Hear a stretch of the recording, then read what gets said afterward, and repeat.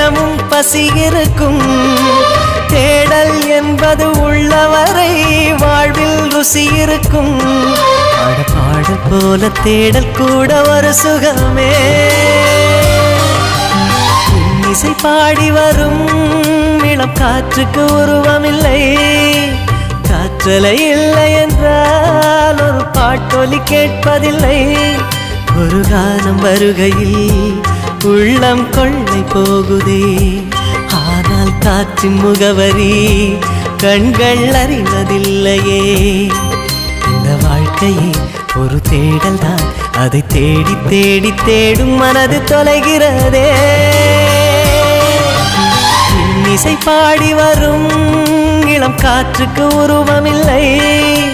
காற்றலை இல்லை என்றால் ஒரு பாட்டொலி கேட்பது